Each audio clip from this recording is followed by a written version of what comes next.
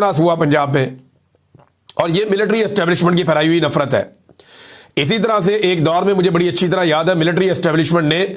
बांग्लादेश के जो शहरी हैं उनके खिलाफ नफरत फैलाई थी, और हमारे जो बंगाली भाई हैं मशरकी पाकिस्तान के रहने वाले, उनके खिलाफ बड़े सूबों में, यहां पंजाब में, सिंध में, यहां पे नफरत फैलाई गई, और उस नफरत के नतीजे में पाकिस्तान को दो टुकड़े कर दिया गया। ये पाकिस्तान की मिलिट्री एस्टेब्लिशमेंट ने किया था। आज उसी तरह से नफरत फैलाई जा रही है। एक ऐसे सूबे का चीफ मिनिस्टर जो छोटा सूबा है,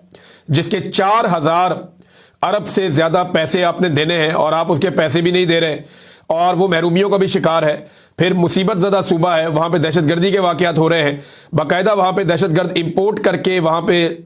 उनको तैनात किया गया, और जिस तरीके से दहशतगर्दी वहां पे स्पॉन्सर करके लाई गई, जिस तरह से दहशतगर्दों के लिए बॉर्डर नरम हुए, और उन दहशतगर्दों ने जैसे दहशतगर्दी फैलाई है, जिस तरह उनकी मादनियात पे कब्जा किया जाता है, जब आप इन सारी चीजों को प्लस माइनस करके देखते हैं तो आपको पता चलता है कि एक बैकूम सूबे का वजीर आला बड़े सूबे में आया है,